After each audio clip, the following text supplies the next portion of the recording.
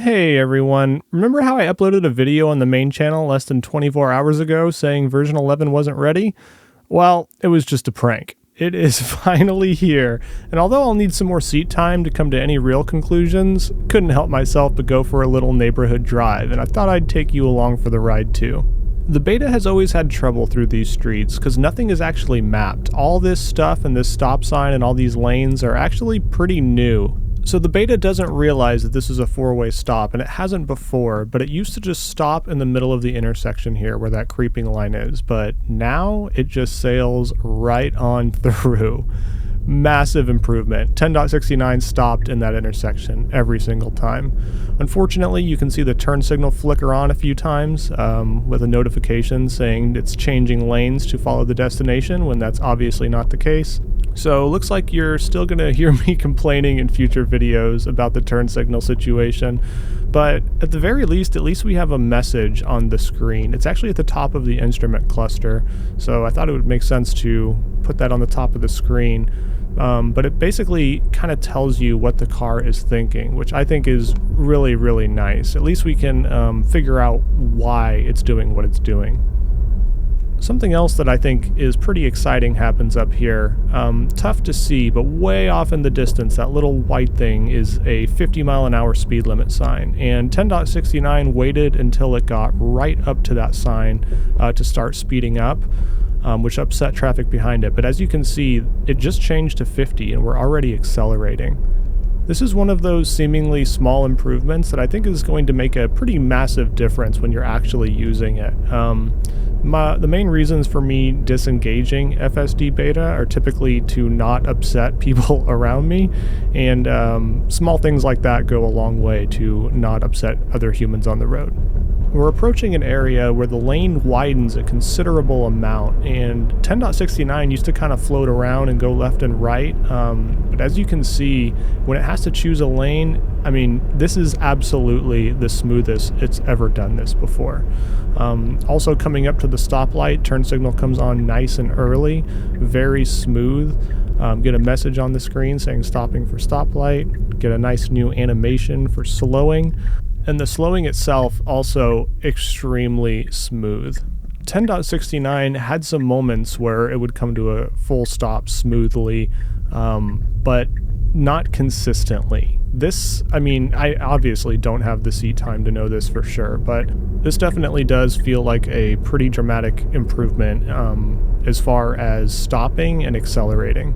The other thing is that my car was very cold when I recorded this video, so I didn't really have a lot of regen available, and it was smooth even using just the brakes without any regen, so pretty impressive so far. Really looking forward to getting this in stop and go traffic to see if the same thing is there too, because that would be another huge quality of life improvement. Another thing that appears more consistent, at least from this first drive, was the way it biases to the right of the or left of the road in stop signs when it's making a turn. Also a full, really full and complete stop there. Obviously not much traffic on the road because it's the middle of the night, but we do get some parked cars here, and you can see it's almost like the shading of the cars is a little bit different in this version. It's also dreaming up a double yellow line, as you can see here, which I think is pretty funny. Neural networks can kind of be funny like that sometimes. Here we go again with another full and complete stop. It's almost like uncomfortable how long it stops for now, but I guess that's the NHTSA way. Also, you can see it creeping forward for visibility here and taking quite a while to get through that stop sign. Even though it was a four-way stop and there was no other traffic around, it made sure that there was no traffic approaching from either side. Better safe than sorry, I guess, but if I was driving behind the car, I probably wouldn't have been too happy. Also, if you look off to the sides of the screen there, you can see traffic popping up to the left and right. This has to be the B-pillar camera seeing all these cars. You see how many cars it's seeing right now, and those are actually there. Now that Hardware 4 is coming out, I've been reading more about people complaining about the quality of Hardware 3 cameras, but it still impresses me sometimes. we reached the end of our navigation route, so I'll go ahead and just plug another one in. And the one that I choose to plug in is actually at the end of a court. I know it's a dead end and something that the beta has never been able to handle before, because it would basically need to do a U-turn. So although I didn't have very high confidence that it would try something like that, I figured it would be worth a shot. Another good example up here of the car biasing towards the right at this stop sign. Man, I've been waiting for this for so long. This makes it feel so much more human, except for coming to a full and complete stop for like 2 seconds. That's the only non-human part about that whole maneuver right there. And I know statements like that kind of confuse people who aren't from around here. They're like, well, wait, stop means stop, right? Yeah, I mean, technically, but humans do not come to that full of a stop. I was actually one of the people that preferred when the beta rolled through stop signs, especially when there's nobody around in areas like this. Another good example of the car biasing towards the side of the lane that it's turning to, and yes, this is a full and complete stop, that's for sure. The National Highway Traffic Safety Administration should be very happy with that. Approaching the end of our navigation route, which again kind of just dead ends, and the car has no choice but to basically do a U-turn. And I knew that it wasn't going to be able to do this, but I wanted to have it try. You can see a message pop up at the bottom of the screen saying that it's unable to complete this maneuver and to please assist now, but then the message just goes away. I didn't hit the accelerator or anything, and it actually turns the steering wheel pretty dang hard. For a second there, I could have sworn that it actually wanted to make that turn, but alas, it did not. And I let it go as far as I could while it was screaming at me, but at the end, it did need a little human assistance here to turn around. So obviously, I don't think this version is capable of reversing. That would probably be too many changes at once. Little slow and awkward through here, but I think it's cool you can see that stop line on the ground that gives you a little bit more of an idea of what the car is trying to do at any given time. Sometimes it can be pretty hard to tell if the car is like creeping or going for it or what is going on, but I think this new really thick blue line actually helps out quite a bit. The thick blue line shows the intentions a lot better than the skinny blue line. Beta does run into a little bit of trouble up here. It seems to see the stop sign ahead and momentarily thinks that it's controlling for the intersection that we just went through that doesn't have a traffic control for us. Went ahead and pressed the snapshot button to send that data back to Tesla. And just one more look at the visualizations. Man, this is just beautiful. I love like the double yellow stop sign and just the new crosswalk and everything. It's looking really mature.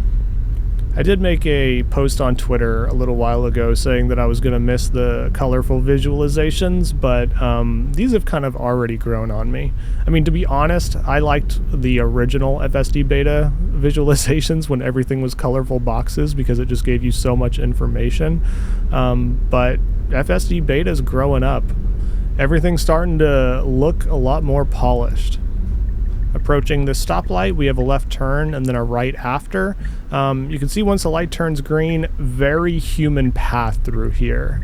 Kind of ignores the lane lines and goes right through the double yellow here. You can see how many tire marks were on the ground of everybody else doing that same thing. And this is also the same place that I used in my last video saying that the car wasn't getting in the right lane. It's never been able to do this before. Like I said earlier, this entire area is kind of unmapped, so it has to use vision to figure out the lane lines and stuff, because this used to just be a single lane road. But it appears that even with bad map data guidance, whatever you want to call it, version 11 handles that really well, which is super exciting because there's a lot of areas like that around, at least where I live. And I'm so glad that you've stuck with me through this video, because here's where I start trying to push on things a little bit. First, we're going to try this unpaved road, which is something that earlier versions of the beta would handle, but I want you to notice the cars up ahead and kind of the low visibility areas where we kind of have to go over hills. I think earlier versions would struggle with this kind of thing a lot, and it would kind of just stop.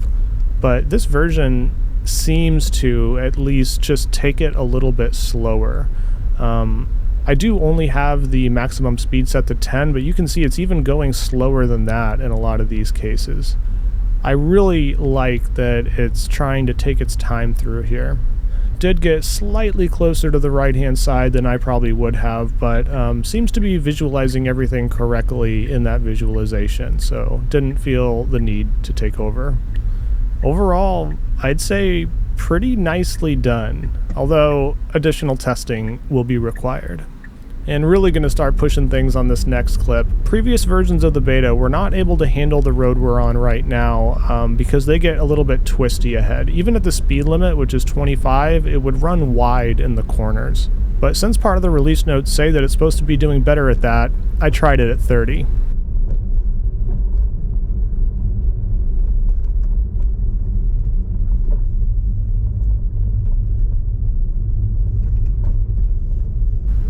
Consider me officially impressed.